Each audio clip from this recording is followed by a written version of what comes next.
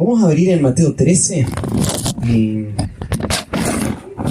vamos a ver el último pasaje, del 44 al 46 vamos a estudiar. Mateo 13 es un capítulo que sentí que lo redescubrí cuando pasamos con la iglesia por ahí, porque nunca había entendido la trascendencia que tiene para nuestras vidas. Ustedes saben que el Evangelio de Mateo arranca mostrando a Cristo y sus credenciales, y Él es el rey legítimo, él es el Mesías, pero la nación de Israel no lo va a recibir. Entonces, escuchábamos recién el mensaje del Sermón del Monte, y el pueblo estaba contento de que le sane, de que le alimente, y bueno, fascinado con Jesús como figura pública. Pero cuando él empezó a escarbar más y a tocar el corazón y llamarles al arrepentimiento, la gente no quería eso. Así que empezaron a alejarse. Y primero los líderes. Ellos fueron los primeros ofendidos, los que se enojaron y empezaron a planear cómo matar a Jesús. Y después la gente que empezó a decepcionarse de su enseñanza y empezó también a alejarse y a ser más escéptica.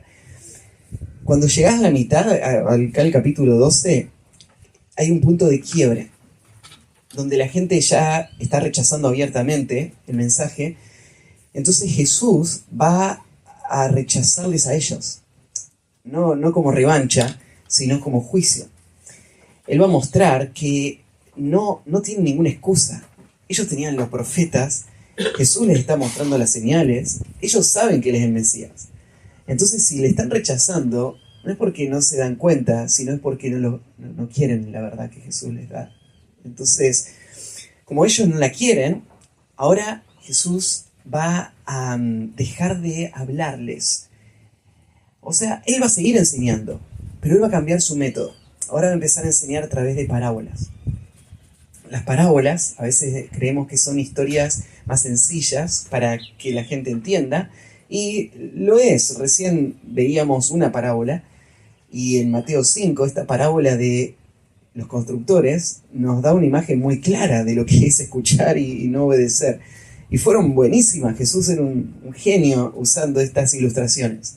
Pero cuando llegamos a la mitad de Mateo, ahora las parábolas tienen otro propósito. Porque Jesús se para y empieza a enseñar y les cuenta las historias, pero no les da la explicación de la historia. Así que la gente no sabe qué hacer con esa historia, no sabe a qué se refiere Jesús, no entiende cómo eso impacta su vida espiritual o personal. Entonces la parábola se volvió una forma de juicio para que Israel no vea la verdad de que el Mesías estaba acá entre ellos. O sea, lo vieron, lo rechazaron, y entonces ahora ya no van a tener más oportunidad. Sus corazones se van a seguir endureciendo, el pueblo de Israel va a rechazar al Mesías, y los líderes religiosos van a ser culpables también por esto. Toda esta historia es una advertencia muy gráfica de lo grave que es endurecer el corazón a la verdad. O sea, vos no sabés si vas a tener otra oportunidad de escuchar la palabra de Dios. Esta mañana la estás escuchando. Y si vos no respondés a la verdad, si vos estás escuchando pero vas endureciendo el corazón, no sabés cómo Dios puede juzgar eso. Una de las formas en las que Dios juzga el endurecimiento es no dándonos otras oportunidades o permitiendo que el corazón se endurezca y siga en el camino. Y lo peor que Dios puede hacer es dejarte que sigas en el camino que vos querés, porque ese camino te va a llevar a la destrucción. Y entonces, para Israel, este es un punto de juicio. Pero en un sentido lo que hace Jesús es juzgar a Israel como nación, pero darse la vuelta y ahora hablarle a sus discípulos, a los que sí están respondiendo. Y Jesús sabe que este no es el final de la historia. Que Israel le rechace no arruina los planes de Dios. Ya estaba en el plan. ¿Qué iba a pasar? Bueno, Él iba a morir, iba a resucitar, iba a ascender, y se iba a establecer la iglesia, con todos los que crean, judíos y gentiles. Entonces, Jesús ahora, en el capítulo 13, va a darnos una serie de parábolas para explicarle a los discípulos cómo sigue la historia. Los discípulos esperaban, cuando llegue el Mesías, Él va a derrocar a nuestros enemigos, Él va a sentarse en el trono, va a traer un reino de paz, de bendición, de justicia, y todo va a ser bueno. Y la gente va a amar al Mesías y van a seguir atrás de él, sus enseñanzas. Pero el problema es que ahora los discípulos se dan cuenta que a Jesús lo están rechazando. Entonces dicen, ¿y ahora qué va a pasar? Se cancela el reino.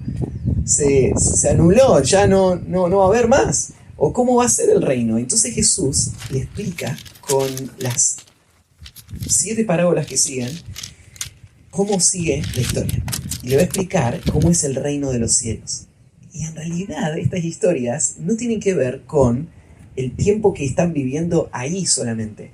Tienen que ver con el establecimiento del reino en nuestra era. O sea, estas parábolas están hablando de lo que va a pasar en el tiempo de la iglesia. Están explicando cómo, aunque Israel rechazó al Mesías, el reino se va a establecer, pero no como ellos imaginaban. Entonces, por ejemplo, en el capítulo 13 arranca la parábola del sembrador y Jesús le va a decir, es así, no se preocupen, el reino va a ser rechazado por muchos. Y ahí explica con estos diferentes terrenos, estos 4 terrenos distintos, cómo la mayoría van a cerrar su corazón. Solamente un cuarto, digamos, estadísticamente. Ahora, 1 de 4 terrenos es el que va a dar fruto. Entonces Jesús dice, es así, el reino va a crecer en medio de mucha apostasía, en medio de mucho rechazo. Pero ahí en medio del rechazo va a haber algunos corazones en donde, como son fértiles, la semilla va a crecer. Entonces no se preocupen de que la mayoría rechaza. Alégrense de aquellos corazones receptivos que están respondiendo. Después Jesús va a dar la explicación y en el versículo 24 la parábola del trigo y la cizaña. Y ahí les está explicando que el reino va a crecer con una realidad mixta. Aún de todos los que respondan al Evangelio, no todos son verdaderos creyentes. El reino de los cielos es como un campo donde hay sembrado trigo y cizaña. Y van a crecer juntos hasta el final de los tiempos, donde se va a cosechar y se va a echar al fuego toda la cizaña y se va a juntar el trigo en el granero. Entonces le está explicando que la era de la iglesia va a ser así. En la era de la iglesia va a haber muchos respondiendo que no van a ser verdaderos creyentes. Y tenemos que convivir con esa realidad. Tenemos que convivir también con la realidad de que muchos en el mundo no van a responder al reino. No es que todo el mundo se va a convertir a Cristo inmediatamente. No, recién al fin de los tiempos va a ser limpiado, va a ser tirado al fuego todos los que no creyeron y van a ser guardados los que sí. Después, la parábola de la levadura, de la semilla de mostaza y la levadura, explican que el reino de los cielos tiene un comienzo muy pequeño, pero por su propia naturaleza va a crecer. Y aunque ahí recién eran un grupo de 12 hombres, el reino iba a llegar a abarcar toda la tierra. Y esto es lo que está pasando, esto es lo que Dios va a hacer con su obra. Y estas 2 parábolas explican este hecho. Después hay una explicación de las parábolas, y estas 4 entonces Jesús las dio en manera pública, y después, cuando estuvo solo con sus discípulos, le explicó a ellos de qué se trataban estas parábolas. A la gente no le explicó nada. Entonces la gente se fue sin saber de qué habló Jesús. Y los discípulos ahora entienden cómo va a ser el reino. Y quedan 3 parábolas más, que es la que ahora vamos a estudiar, 2 cortitas, en el 44 y 45, y acá Jesús está hablando solo con sus discípulos. Ahora no están acá las multitudes, está solo con los discípulos, y les va a explicar acá algo más en cuanto al reino y el establecimiento del reino. Y las 2 parábolas van juntas y tienen que ver con la actitud de los que están recibiendo el reino, hacia el reino. Los que van a recibir el reino van a ver en el reino un valor tan alto que no va a importar perderlo todo para poder tener el reino. Este tema era importante porque imagínate si vos eras Pedro, Juan, alguno de los apóstoles, y vos creíste Jesús es el Mesías. En tu mente vos pensabas, ahora el reino empieza y entonces las cosas van a ir mejor. La gente va a responder, Jesús va a arreglar todas las cosas y nosotros que le estamos siguiendo vamos a ser beneficiados por el reino. nosotros vamos a estar a su lado, nosotros vamos a tener lugares de importancia en el reino, somos sus apóstoles, sus discípulos. Y ahora Jesús tiene que tirar abajo eso. Y le va a decir, no, el reino es un tesoro, es algo muy valioso, pero te va a costar todo. Entonces, vos tenés que tener la visión correcta del reino para que cuando llegue el momento de perderlo todo, no sientas que estás perdiendo. Sientas y veas que estás ganando. Algo que tiene mucho más valor que todas las demás cosas que estás perdiendo. Mucha gente llega a Cristo con expectativas equivocadas. Expectativas, ¿no es cierto?, de cómo su vida va a ser beneficiada por seguir a Cristo. Y puede ser una gran trampa esta, ¿no? Porque cuando no se cumplan esas expectativas te vas a sentir decepcionado, como defraudado, como si Cristo te hubiese estafado, ¿no? Y al final las cosas fueron muy difíciles. Y entonces ahí pensás, no valió la pena seguir a Cristo. Y esta parábola es importante para que vos recuerdes cómo es el reino de Cristo. El reino de Cristo es muy valioso, pero va a costarte todo, ¿sí? Y vamos a estudiar entonces el reino de los cielos, el mayor tesoro. Veamos el pasaje, versículo 44. Además, el reino de los cielos es semejante a un tesoro escondido en un campo, el cual un hombre halla y lo esconde de nuevo. Y gozoso por ello, va y vende todo lo que tiene y compra aquel campo. También el reino de los cielos es semejante a un mercader que busca buenas perlas, que habiendo hallado una perla preciosa, fue y vendió todo lo que tenía y la compró. Son historias sencillas. Nos llama la atención que acá Jesús no va a dar explicación de esta historia, al menos no la tenemos registrada, pero vos podés darte cuenta de a qué se está refiriendo Jesús por las palabras que él usa. Notás que al principio dice, el reino de los cielos es semejante a... Y esta es una de las parábolas que conocemos como las palabras del reino. Están explicando cómo es la vida en el reino, cómo va a ser el establecimiento del reino. Y esto es lo que vos estás viviendo acá. La iglesia es la expresión del reino de Dios en nuestro tiempo. En la iglesia es donde nosotros vemos las dinámicas del reino suceder. Vemos a Cristo gobernar los corazones. Vemos el cumplimiento de muchas de las profecías hechas en el Antiguo Testamento para el tiempo del reino, cumpliéndose en la iglesia, como el nuevo corazón que iban a recibir los que eran parte de este reino. Entonces, la iglesia es el reino de Cristo. De hecho, el Nuevo Testamento lo llama así, ¿no? Dice que todos los que hemos creído hemos sido trasladados del reino de las tinieblas al reino de su amado Hijo. Entonces, si vos estás en Cristo y sos parte del pueblo de Dios, vos estás en el reino de Cristo. Eso significa que Cristo es tu rey. Y vos estás viendo cómo el reino se va desarrollando. ¿Y cómo es el reino? Esta parábola nos va a explicar algo de este reino. Y lo que va a explicar en esencia es esto: el reino es el mayor tesoro que hay en este mundo. Así que comienza el versículo 44 así. Déjenme mencionar algo más. Esta parábola ha traído bastante controversia porque algunos han visto que lo que está diciendo Jesús acá es que el reino de los cielos es como un tesoro escondido en un campo. Significa que los creyentes son como un tesoro que Dios encontró y estuvo dispuesto a pagar el precio más alto para poder tenernos. Entonces el precio sería la muerte de su Hijo, Cristo. Él pagó todo, ¿no es cierto? Dio todo para poder tenernos a nosotros. Ahora, Dios nos ama sin duda. ¿Él nos ve como un tesoro especial? Claro que sí.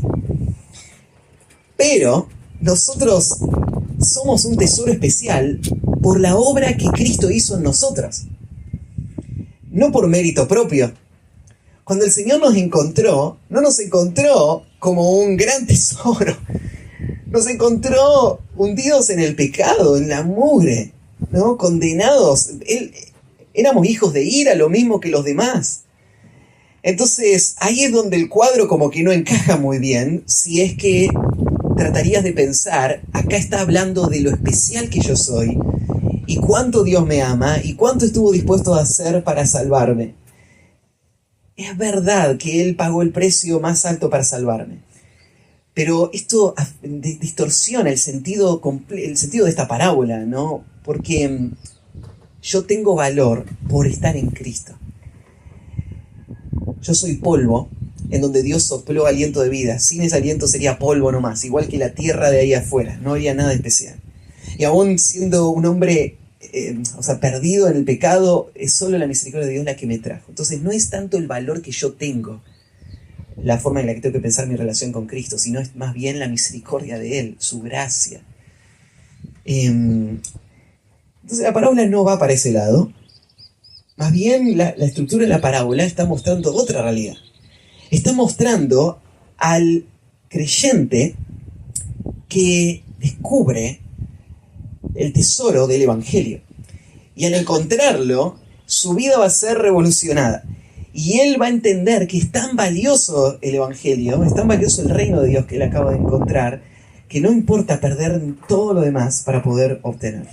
Así que en esa forma vamos a entender esta parábola. Arranca el versículo 44. Además, el reino de los cielos es semejante a un tesoro escondido en un campo. Y lo primero que vamos a ver es que el tesoro del reino de los cielos es un tesoro escondido a la vista de muchos. Es un tesoro escondido a la vista de muchos. Lo que se describe acá hubiese sido muy común para aquella época. Un hombre no tiene campo y alquila. Y va a trabajar a un campo esperando producir y con eso ganar algo para poder alimentar a su familia. Y el hecho de que haya un tesoro escondido en el campo tampoco hubiese sido raro que en aquel tiempo. Hoy parece un poco raro porque ¿qué harías vos si estás ahorrando tu dinero? Bueno, hay lugares clásicos, ¿no es cierto?, donde la gente suele esconder su dinero. La frase es, lo guardó abajo del colchón. Es tan clásico que me imagino que nadie tiene su dinero abajo del colchón, porque sabe que ahí es el primer lugar donde va a ir el ladrón. Pero te lo ingeniás, ¿no es cierto? ¿A dónde lo podés buscar? Lo podés esconder. Lo ponés, ¿no es cierto?, en una bolsita Ziploc dentro del freezer, ¿no? ¿A quién se le va a ocurrir buscar plata dentro del freezer? Si tenías ahí el dinero, ahora va a buscar otro lugar, ¿no? O en algún... entre la ropa ahí en el ropero, ¿no es cierto? ¿Quién va a buscarlo ahí? Y es obvio que está ahí porque ya todos pensaron lo mismo que vos, ¿no? Así que la gente lo esconde en lugares que piensa que nadie lo va a encontrar al dinero. En realidad en un país más estable lo guardaría en un lugar donde le da interés, se lo pone en el banco. Aquí en Argentina, ¿no es cierto? Es un tema esto de los bancos. Pero en el mundo antiguo lo que hacían era esconderlo en el campo. Buscabas un lugar que nadie te vio donde fuiste, al lado del tercer árbol que está en aquella zona, y entonces cavaste, tapaste bien y guardaste ahí metales que no se van a corromper. Entonces no son billetes, son monedas de metales preciosos, de oro, de plata. Entonces están ahí escondidos. Ahora, en Israel, en esta época, Israel era una zona con muchos conflictos. Así que el Imperio Romano había llegado, y imagínate el cambio que eso produjo. Gente se escapó de Israel y se fue, y tal vez escaparon dejando cosas ahí escondidas, pensando si me agarran en el camino me van a sacar todo, entonces lo dejo escondido, vuelvo después y lo busco. Y capaz que me escapando lo mataron, o vinieron, ¿no es cierto?, y mataron a toda la gente que estaba en la casa y mataron al único que sabía dónde habían guardado ese dinero allá. Capaz que en tu familia hay alguna leyenda, ¿no es cierto?, del abuelo que nadie sabe dónde guardaba su plata, pero en algún lugar tiene que haber quedado mucha plata del abuelo. Habrá quedado dinero, ¿no es cierto?, desparramado y en diferentes lugares. Hasta el día de hoy, arqueólogos siguen encontrando dinero que se quedó enterrado por 2000 años, de la época del Imperio Romano, y que gente lo descubre ahí. Entonces, que el dinero esté enterrado en el campo era una historia común. Entonces, este es el cuadro que se está pintando acá. Hay un campo y hay dinero escondido ahí. Pero no nos olvidemos que Jesús está usando esto como una analogía, es una comparación. Él está pensando en el creyente como este trabajador que va a ir al campo y va a encontrar este dinero. ¿Por qué Jesús describe el reino como un tesoro escondido? Es que esto es un patrón muy claro en la Biblia. Es que el hombre nace esclavo de su pecado, nace ciego, y sobre eso Satanás, el príncipe de este mundo, se encarga de cegar el corazón de los incrédulos, de muchas maneras. Entonces, en medio del mundo, Dios está formando su reino. Y el reino está ahí, está a la mano. Imagínate en el momento que Jesús estaba acá, en Israel. Él caminaba entre la gente, él les predicaba el mensaje, pero para la mayoría de las personas esto pasaba desapercibido. Algunos escuchaban, le daba curiosidad, pero no hacía ninguna diferencia en su vida, seguía todo normal. Ellos pensaban que tenían problemas más serios, como para estar con un predicador itinerante. Ellos se beneficiaban de la enseñanza de Jesús, pero cambiar toda su vida para seguir a este hombre que anda viajando por ahí no parecía algo coherente. Así que mucha gente estaba en medio, pero no veía lo que había ahí. Lo que había ahí era un verdadero tesoro. Lo que Jesús les estaba hablando tenía que ver con el alma de estas personas, tenía que ver con la eternidad, tenía que ver con la gracia del Señor, con el perdón de los pecados, tenía que ver con las riquezas para todos los que sean fieles y sirvan a Cristo. Jesús les estaba hablando de las cosas más importantes, pero ellos no lo veían.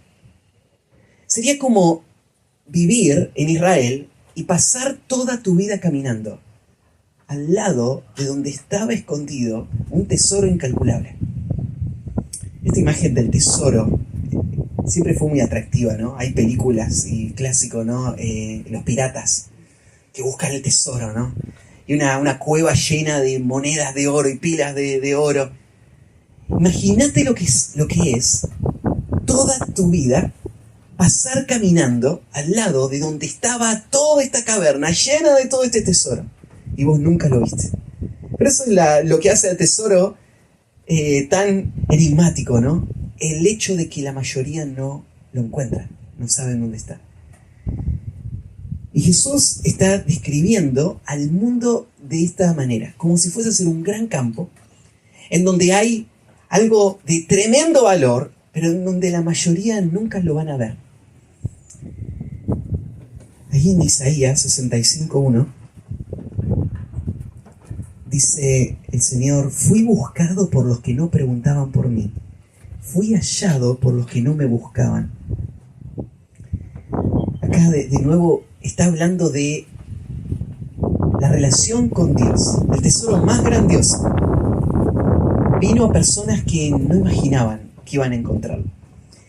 Ahí en Proverbios 17:16 dice: ¿de qué sirve el precio y la mano del necio para comprar sabiduría, no teniendo entendimiento? Pensá en esto. Una persona que tiene muchísimo dinero y tiene que ir a comprar, pero no tiene capacidad de tomar una buena decisión. No sirve de nada todo ese dinero. Y está comparando acá a un hombre que lo que tiene que comprar es sabiduría, pero no tiene el entendimiento de cómo comprarla. Esta es la gran tragedia del reino. Es que acá estamos, 2000 años después. El mensaje del Evangelio ha salido. Estamos en lo último de la tierra, en Argentina. Estamos nosotros rodeados de gente, le hablamos todo el tiempo del Evangelio. Pero para ellos el reino no está al alcance, no lo ven. Y no es porque no están las palabras del reino, no está la explicación del reino, no está el llamado del reino. Es que no está el corazón para responder a esta verdad. Es como el necio que tiene el dinero pero no puede comprar. No tiene acceso entonces al tesoro. O en este caso, es como la persona que pasa caminando día tras día al lado del tesoro y no lo ve.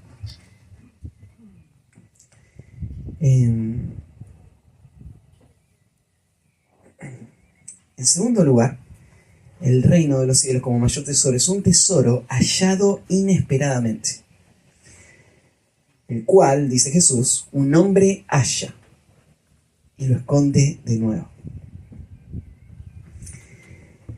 ¿Qué chances habría, no? Este hombre tal vez pasando su arado en un lugar donde muchos han trabajado antes y de repente su arado golpea con algo, se pone a cavar y ahí está. El tesoro que jamás hubiese imaginado, el más grande que podría imaginar, ahí enterrado. Y esta idea de hallar muestra, ¿no es cierto?, que este no es algo que él estaba buscando. Esto es algo que sucedió inesperadamente. Cuando la Biblia describe la salvación de una persona, así la describe. Es una persona que no está buscando a Dios. Es una persona que está muerta en sus delitos y pecados. Sigue sus propios deseos. Para él Dios no es importante. Él tal vez busque los beneficios de Dios, pero no busca a Dios mismo. Entonces esta persona está viviendo su vida para sí mismo. Está buscando sus planes, sus proyectos, sus deseos, y está ahí, trabajando en el campo. Pero algo asombroso pasa. De repente, una vez más, pasa por el mismo lugar. Una vez más, escucha las mismas palabras, pero algo cambia. De repente la persona percibe el valor que tiene esto que está escuchando. Una cosa es escuchar de Cristo, escuchar de la salvación, escuchar del perdón, escuchar de la vida eterna, y otra cosa es creerlo. Pero esta persona de repente lo ve, y lo ve como nunca antes lo vio. Esto es verdad. Hay convicción en su corazón. Y de repente lo que ve ahora en Cristo es lo que dice ahí en 2 Corintios, ve la gloria de Dios en la faz de Jesucristo. Él no lo buscaba. El Señor le estaba buscando a él. Esto fue una obra de gracia. Esto fue Dios trayendo luz a su mente. Es el Espíritu Santo produciendo convicción de pecado, de justicia y de juicio. Es Dios concediendo la fe, como ahí en Filipenses capítulo 1. Y la persona ve por primera vez, descubre el tesoro. Cada persona que ha nacido de nuevo entiende lo que estoy diciendo, porque esto es lo que pasó. Porque fue tan radical que no es solamente pensar, bueno, dio un pasito más, sino que se hizo la luz. Es la diferencia entre las tinieblas y la luz, es la diferencia entre la rebeldía y la obediencia, decíamos antes. Es la diferencia entre vivir para mí mismo y ahora descubrir que hay algo mucho más importante en esta vida que vivir para mis propios deseos. Todo cambia, inmediatamente, en un momento, mi pensamiento. Así que, ¿qué hace la persona que encuentra ese tesoro? Dice que lo encontró y lo esconde de nuevo. Esto necesita un poquito de explicación, porque parece que este hombre está haciendo algo que no es ético, algo que no está bien hacer, ¿no? ¿Por qué volvería a esconder este tesoro? Y después va y compra el campo sin decir que estaba el tesoro ahí escondido y se queda con todo el tesoro cuando no era de él el tesoro. Entonces uno dice, acá Jesús está alabando a este hombre por hacer algo que está mal. Pero lo que el hombre hizo no estaba mal. ¿Por qué no estaba mal? Bueno, siendo de que gente enterraba cosas en los campos, había leyes que decían cómo tratar esas cosas del campo. Y había una ley que decía que si una persona desenterraba y sacaba un tesoro del campo, ese tesoro era del dueño del campo. Pero la ley era muy específica. Era si esta persona sacaba este tesoro de ahí, no si lo encontraba. ¿Por qué era específica? Porque puede ser que este tesoro que estaba en este campo no era del dueño del campo. Puede ser que este tesoro haya estado ahí 500 años y que este hombre nunca lo había encontrado. Entonces el que lo encuentra tiene un derecho también por haberlo encontrado. En esta historia es obvio que el dueño del campo no era el que había enterrado el tesoro. ¿Cómo es obvio? Bueno, si vos enterraste el tesoro y te compran tu campo, no es que te olvidaste que había un tesoro ahí, ¿no? Ahí tenés tu tesoro. ¿Qué es lo primero que vas a hacer? Vas a sacar el tesoro y decís, gracias por comprar el campo, acá te lo vendo, permiso, y le sacas el tesoro. Y el hombre se quiere morir, ¿no es cierto? Porque quería quedarse con el tesoro, ¿no? Pero no lo sacó el tesoro. ¿Por qué no lo sacó? Porque no sabía que estaba ahí. Él no era el dueño de ese tesoro. Era el dueño del campo, pero no era el dueño del tesoro. Entonces, este hombre que encuentra el tesoro, él sabe esto. Si el dueño del campo, mira, él podría haber hecho esto. Él podría haberse quedado secretamente con el tesoro. Él lo podría haber sacado, escondido una noche, y se lo llevaba y no decía nada. Pero eso hubiese sido inmoral. Él estaría robando ahí. Porque si era del dueño, él le está robando su tesoro y no está bien robarle su tesoro, ¿no? Entonces, él hizo lo que un hombre honesto haría. Él dijo, vamos a ver si era o no del dueño del campo. Y voy a tomar el riesgo. Así que voy a comprar el campo. Si era del dueño, se lo queda el dueño y está bien. Y si no era el dueño, es mío. Así que lo que él está haciendo es lo correcto. Él lo que hace es, va y esconde de nuevo el tesoro. Vos podés imaginar la emoción de este hombre esa noche, después de haber escondido el tesoro, y su mente no podía dejar de trabajar. Y de imaginar, ¿no es cierto? Y de pensar todo lo que eso implicaría. Si este tesoro pasa a ser de él, esto va a cambiar toda su vida. Así que él está pensando en esto. Pero ahora viene el tercer punto. El reino de los cielos, el mayor tesoro, escondido a la vista de muchos, hallado inesperadamente, pero ahora es un tesoro que demanda una decisión. Después de calcular un poquito, este hombre se dio cuenta de algo. Tener este tesoro iba a requerir que él venda todas sus posesiones. Porque él tiene que comprar el campo. Y él no es un hombre de mucho dinero. No es que tiene campos y puede vender un campo y comprar otro campo. Él no tiene campos. Él no tiene nada. Él alquiló este campo para poder subsistir. Entonces, ¿de dónde va a sacar? Y empezó a hacer cálculos esa noche. Y empezó, bueno, si vendo mi arado, ¿cuánto me da? Si vendo mi buey, ¿cuánto me da? Si vendo mi ropa, ¿cuánto me da? Si vendo mi casa, ¿cuánto me dan? Vendo mis muebles, ¿cuánto me dan? Y llegó y le faltaba plata todavía y dice, ¿qué más puedo vender? Y siguió encontrando cosas. Puedo vender todo, ¿no es cierto? Puedo vender mi bastón, puedo vender este recuerdo que tenía, puedo vender todo lo que tenía. Lo puso en la lista y al final, después de poner el último detalle, se dio cuenta, si vendo todo, puedo comprar el campo. Ahora vos te imaginarías a este hombre ahora, triste, ¿no es cierto? Tengo que vender todo, voy a perder todo. Pero Jesús te explica, esto no es lo que pasó. Dice, y gozoso por ello, va y vende todo lo que tiene. ¿Se imaginan el revuelo que habrá hecho este hombre cuando la gente empezó a ver que él vendía todo? Este hombre se volvió loco. ¿Cómo que está vendiendo sus cosas más preciadas? Él ama esa ropa, ¿no es cierto? Con su vida, se la regaló su antepasado y ahí la tiene por décadas guardada y ahora la vende. Es una locura. ¿Dónde va a dormir? Está vendiendo su casa.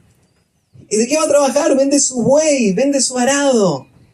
La gente que estaba mirando probablemente hubiese pensado, este hombre está totalmente desquiciado. Pero vos sabés que este hombre no estaba loco. Porque sabés algo que toda la gente no sabía. Es que este hombre había encontrado un tesoro. Y este hombre sí lo sabía. Y entonces vender todo y perder todo no le parecía un gran sacrificio. No es que estaba pensando, uy, cuánto esfuerzo tengo que hacer para tener ese tesoro. Uy, cuánto sacrificio, cuánto demanda de mí. O sea, el tesoro es infinitamente más valioso que todo esto que él puede perder. Entonces él no lo ve como un sacrificio, él lo ve como una gran oportunidad, el negocio de su vida. Así que él decide vender todo. La decisión no fue difícil para él, porque él vio el tesoro. Ahora, sin vender todo, no había tesoro. El tesoro no es equivalente a lo que él vendió. Es infinitamente mayor. Pero para poder tener el tesoro, él tenía que vender todo. Como dijimos, Jesús está haciendo una comparación acá y está diciendo que el reino de los cielos es así. O sea, cuando una persona llega a Cristo, no nace buscando a Dios, ni inclinado hacia la gloria de Dios. Él está viviendo su vida para sí mismo. Es la misericordia de Dios que hace que él vea algo que va a revolucionar toda su vida. Él entiende que Cristo es el tesoro, que el reino de los cielos es el tesoro. Y entonces ahora él es confrontado con una decisión. Y la decisión es la misma que tuvo que enfrentar este hombre. Venderlo todo. ¿Sí? ¿Qué significa, Matías, para mí, venderlo todo? ¿Qué significa que para seguir a Cristo tengo que vender todo? Bueno, significa literalmente que tenés que estar dispuesto a perder todo y quedarte solo con Jesús. Pues decís, ¿y qué es todo? ¿Significa mis planes y proyectos personales? Sí, eso incluye. ¿Y significa mis recursos? ¿Mis bienes? Sí, eso significa. ¿Significa mis amistades? Sí, eso significa. Significa mi esposa, mis hijos. La historia del peregrino, ¿no? Que cuando entendió que tenía que salir de la ciudad de destrucción, vio que nadie le acompañaba, él dijo, no hay opción, tengo que salir. Y con el dolor de su alma se fue hacia la ciudad celestial, dejando a su esposa y a sus hijos atrás. ¿Qué significa tengo que dejarlo todo? Significa lo que Jesús dijo. El que no aborrece padre, madre, mujer, hijos y aún también su propia vida, no puede ser mi discípulo. Esto ha traído bastante revuelo en el mundo evangélico, porque parece que esto es contrario al evangelio, que es como escuchamos, ¿no? La gracia de Dios. O sea, la salvación es algo gratis, ¿no? No hay que pagarla. Entonces, ¿cómo es que Jesús me está diciendo que tengo que pagar ahora? Lo que vas a pagar no es por el tesoro. Lo que vas a pagar es por el campo. La salvación no es el resultado de tu esfuerzo o de tu renuncia. No es el resultado de tu trabajo o mérito personal. Pero hay un requisito inevitable para todos los que deseen tener el tesoro. Y es perder todo lo demás. Jesús lo dijo en muchas formas. Él dijo, no podéis servir a dos señores, porque vas a amar a uno o aborrecer el otro. No pueden servir a Dios y a las riquezas. Vos no podés quedarte con el tesoro y el campo y tu casa y tu buey. Vos tenés que elegir uno. Y vos vas a elegir en base a lo que crees que es más valioso. Si vos crees que Cristo es más valioso, entonces toda tu vida va a ser dejada atrás para seguir a Cristo. Ahora, ¿implica esto que vos vas a vender todos tus bienes? Claro que no, tenemos cosas, ¿no? Todos nosotros. Y las tenemos, las administramos. Pero quiere decir que Cristo es el eje que controla toda tu vida. Y entonces no hay nada que te frene de la obediencia a Cristo. Ningún deseo personal. Nada que tengas vos. Cristo es tu meta. Para Él vos vivís. Y vos vas a darlo todo para servirlo a Él. Quiere decir que Cristo tiene la libertad de usar todo lo que vos sos y tenés en cualquier momento, de cualquier manera, porque vos ya tomaste una decisión que te acompaña el resto de tu vida cristiana.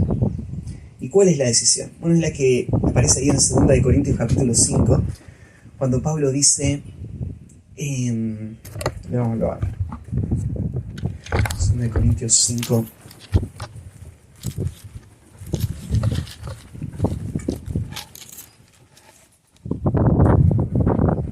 versículo,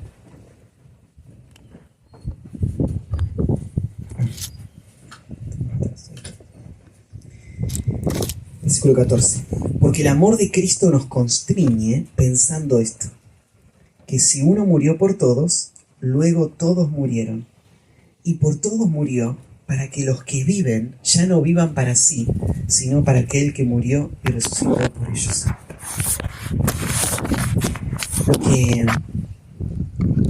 Lo que Pablo está diciendo es que en el día de tu conversión hubo un pensamiento que se clavó en tu mente y sigue hoy afectando tu vida, y es este pensamiento: si Cristo murió por mí, yo también morí. Yo morí con Cristo. Todo lo que yo era murió. Todas mis aspiraciones, todo lo que yo tenía, todas mis relaciones, todo eso murió el día de la muerte de Cristo por mí. Y ahora yo estoy vivo, pero mi vida ahora sigue un nuevo patrón. Ya no vivo yo, ahora vive Cristo en mí.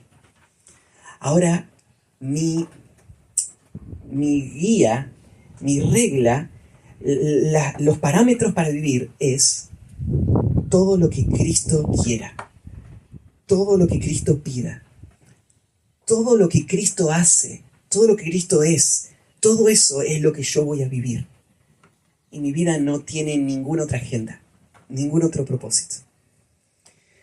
Entonces, en un sentido, vivir una vida consagrada a Dios no es una segunda decisión que debe tomar el creyente en algún momento emotivo cuando decide consagrarse al Señor. Vivir una vida consagrada al Señor es la decisión que vos tomaste el día de tu conversión. Ese día de tu conversión, vos lo que decidiste fue vender todo para tener el tesoro. Ahora lo que tenés es a Cristo. Y vivir a Cristo es ahora el resto de tu vida. Eso es lo que va a describir toda tu vida. Honrar a Cristo. Lo que Cristo está mostrando acá, de nuevo, es que seguirle a Él va a demandarlo todo. No hay un término intermedio. Yo no puedo seguir a Cristo de lejos. No puedo administrar mi obediencia a Él y decidir hasta dónde estoy dispuesto a ceder a su voluntad. Porque de eso se trata la conversión. El reino de los cielos es como un tesoro que cuando lo descubrí, vendí todo para tenerlo. ¿Cómo es posible que una persona piense de esta manera en cuanto a Cristo? Para el mundo esto es una locura. La gente piensa del creyente lo mismo que pensaba o pensaría la gente de este hombre que vendió todo. Este hombre se volvió loco. Pero ellos lo creen así porque no saben lo que nosotros sabemos. Porque no vieron el tesoro. Si ellos entenderían lo que tenemos, ellos verían que es la decisión más sensata que hay en este mundo.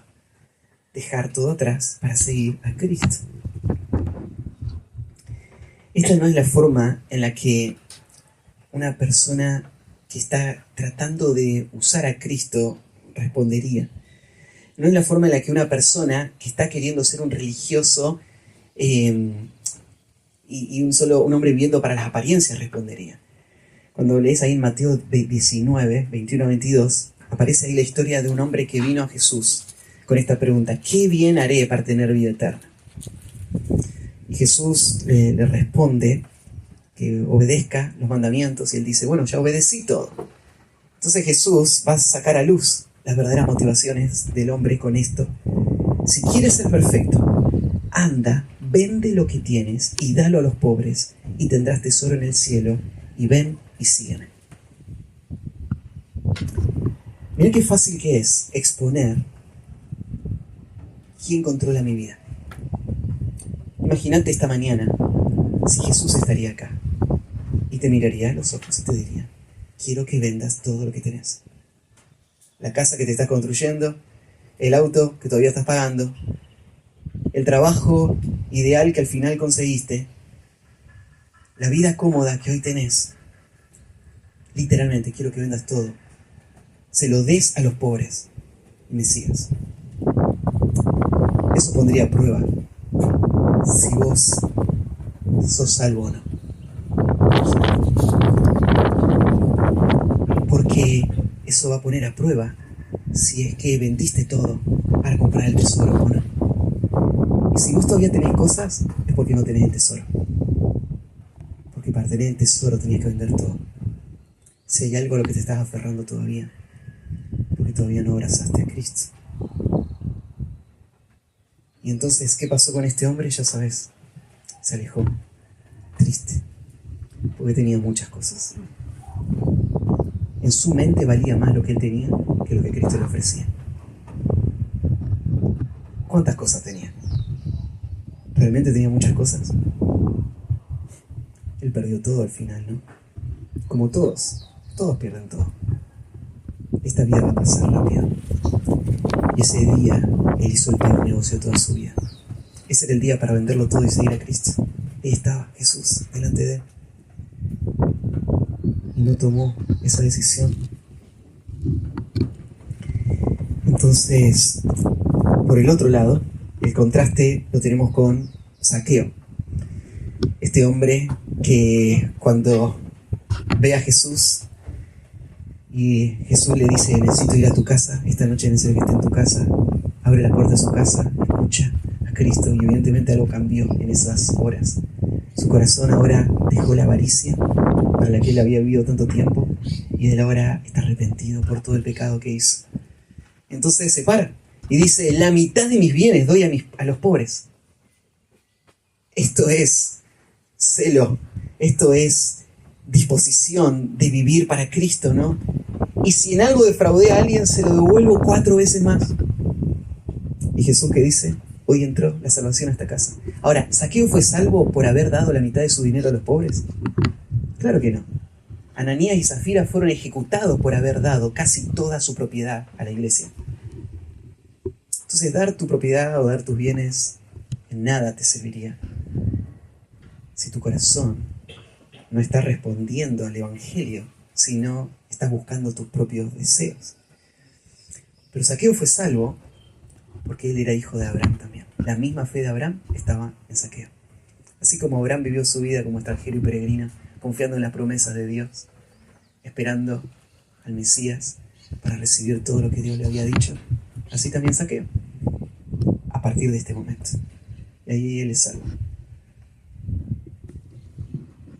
Esto es lo mismo que pasó con Moisés. En Hebreos capítulo 11, 24 dice: por la fe Moisés, hecho ya grande, rehusó llamarse hijo de la hija de Faraón, escogiendo antes ser maltratado con el pueblo de Dios que gozar de los deleites temporales del pecado, teniendo por mayores riquezas el vituperio de Cristo que los tesoros de los egipcios, porque había puesto la mirada en el galardón.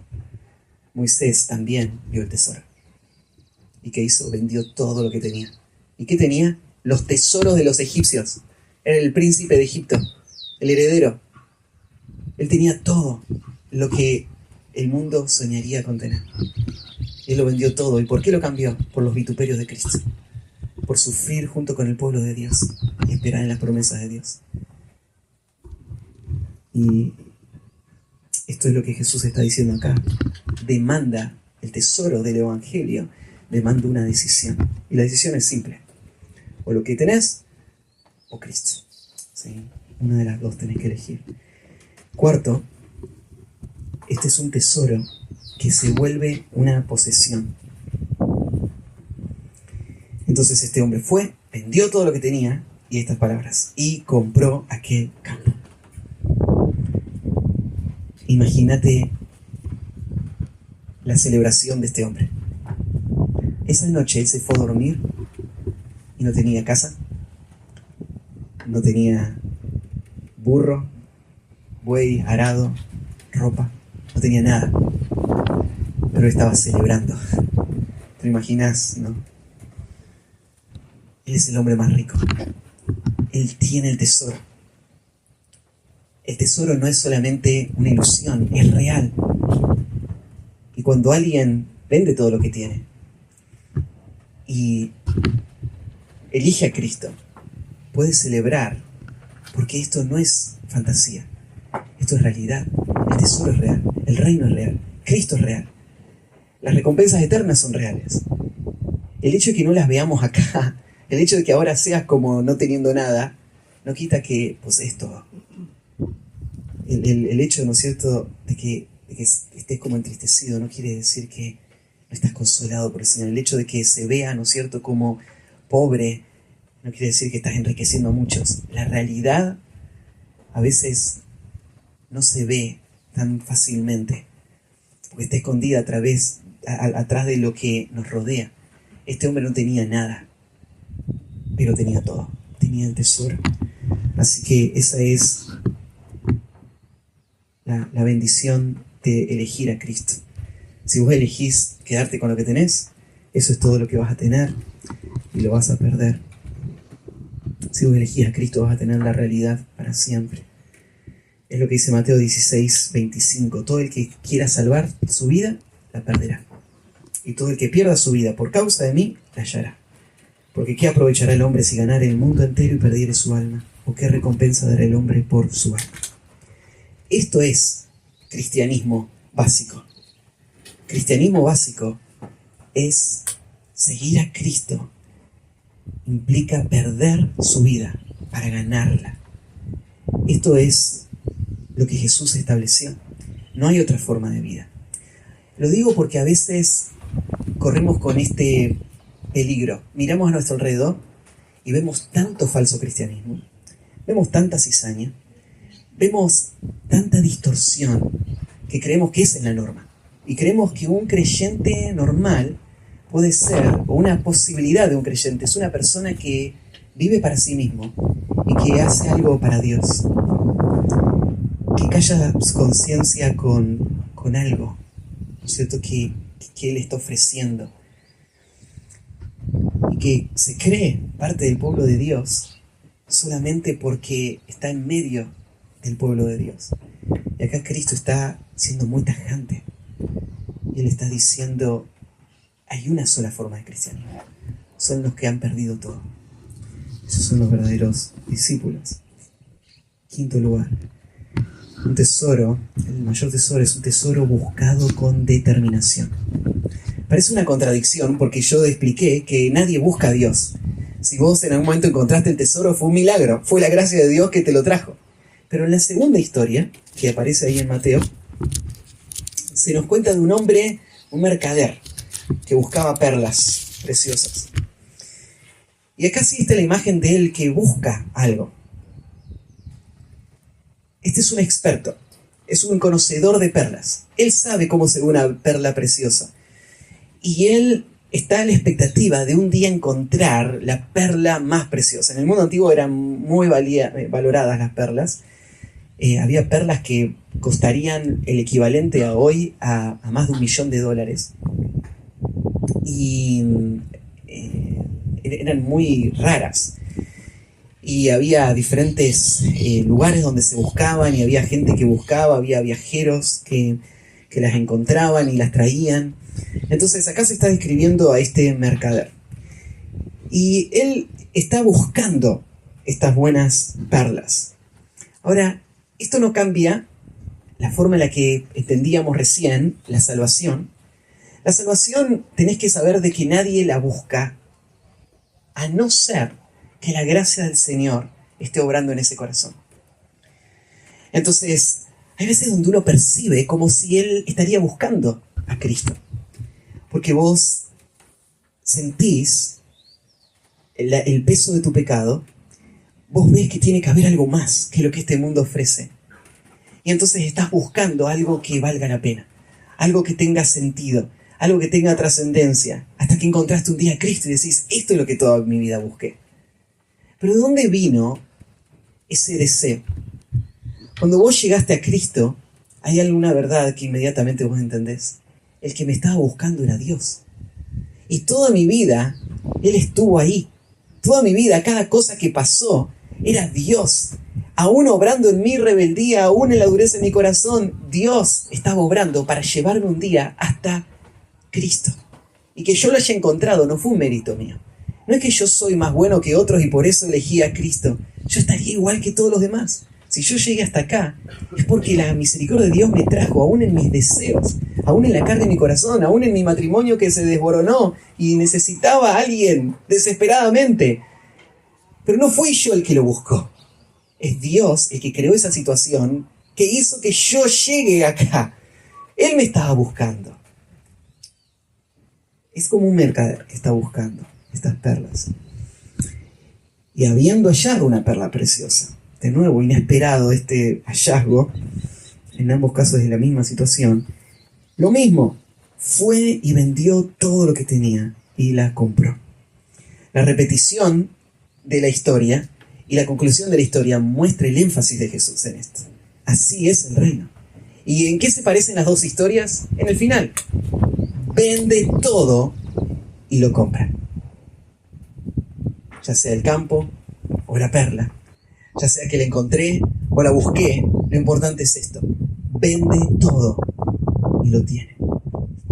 Así que ese es el punto de la parábola. ¿Qué significa vende todo? ¿Significa que yo tengo que comprar mi salvación? ¿Significa que Dios está dispuesto a salvarme si yo hago algunas cosas para Él? Si yo le doy mis cosas a Él. Esto es una locura, ¿no? Dice ahí en Isaías 55:1: a todos los sedientos venid a las aguas, y a los que no tienen dinero, venid, comprad y comed. Venid, comprad sin dinero y sin precio vino y leche. Vengan, la puerta está abierta. El Evangelio es para vos. No hay ningún prerequisito. El Evangelio no es Dios va a salvar a los que cumplan con estas reglas. Ninguna regla. Vení a Él. Recibilo. Este es el tesoro. Él va a transformar tu vida. Él va a cambiar tu corazón. Él va a enriquecer tu vida. Él va a hacerlo. Vos no vas a ganarlo. Pero tenés que saber algo. Si querés a Cristo, tenés que dejarlo todo. Nadie que no haya dejado todo, padre, madre, mujer, hijo y aún también su propia vida, puede ser un discípulo de Cristo. Tenemos que enfrentar esta realidad porque veníamos hablando, esto es verdadero cristianismo. Esto es lo que Dios demanda de cada uno de nosotros. Esto es lo que cada creyente debe modelar. Esta es la razón por la que el Señor puso pastores en las iglesias para que muestren el camino de cómo vivir esta vida. Esta es la razón por la que puso padres en las familias para que puedan guiar a sus familias a ver dónde está el verdadero tesoro. Esta es la razón por la que el Señor nos puso como sal y luz en este mundo, para que este mundo pueda ser incomodado en una búsqueda desenfrenada por sus propios deseos, pueda ser confrontado con personas que son como locos para ellos, que han dado la espalda al mundo y que están viviendo para Cristo. Hombres que no quieren nada de lo que este mundo puede ofrecer, solo quieren una cosa: el premio eterno, la ciudad celestial. Ellos quieren a Cristo y teniendo a Él tienen todo. Entonces, mi pregunta sería esta mañana: ¿estás seguro de haber obtenido la perla de gran precio? Es la salvación tu posesión personal más preciosa. Acá vi un mercader buscando perlas de gran precio, hasta el día que encontró la gran perla. Si yo te fuese a preguntar, ¿cuál es para vos tu perla de gran precio? ¿Cuál es el tesoro más preciado, más valioso?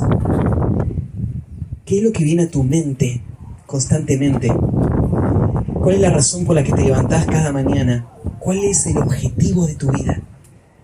¿Qué es lo que te llena de ansiedad y temor al pensar de que tal vez no lo podrías obtener? ¿Qué es lo que te llena de gozo al imaginártelo? ¿Cuál es tu tesoro? ¿Es un bien? ¿Es un logro? ¿Es una persona? ¿Qué hay en tu vida? ¿Cuál es el tesoro más grande? El Evangelio es el tesoro. El reino de los cielos es el tesoro más grande. Si es que vos lo descubriste, vos lo entendés.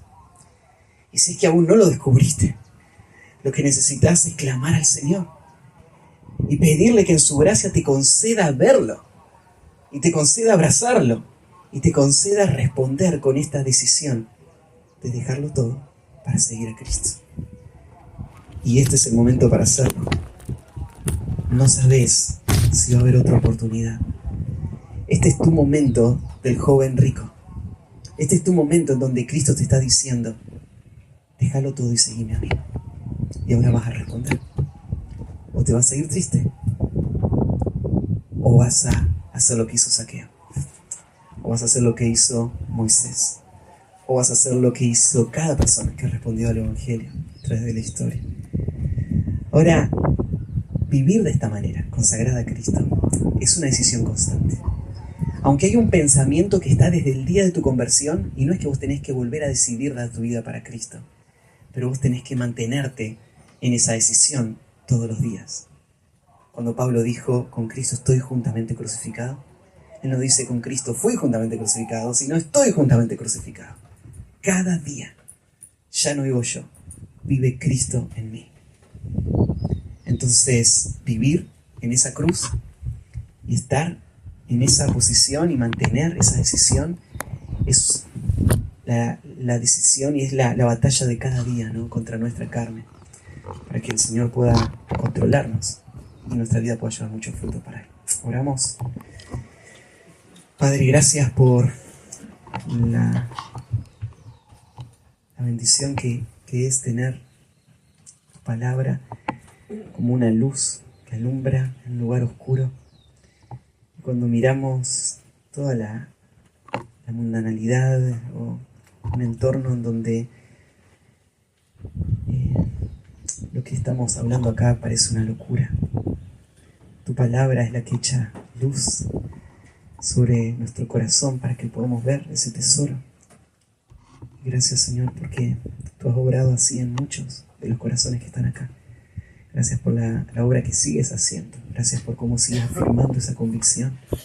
Y gracias por esos pasos de obediencia que van reflejando de que esa decisión es real y que la vamos a vivir hasta el final. Ayúdanos, Señor, a no volver atrás en eso que hemos creído, en eso que hemos pensado, y a nunca arrepentirnos de haber vendido todo, sino disfrutar de ese tesoro y Señor, crear tus promesas hasta el final. Gracias por esta iglesia, gracias por estos hombres, gracias por los líderes que has puesto también a guiar esta iglesia, y pido que tú sigas dando sabiduría y obrando en sus corazones, trayendo el fruto. Te encomiendo esta tarde, cada tiempo de conversación que va a haber. Te pido que tu palabra pueda ser llevada a la práctica, que pueda haber obediencia. Y te agradezco, Señor, por la oportunidad que me diste hoy de estar con ellos. En el nombre de Jesús. Amén.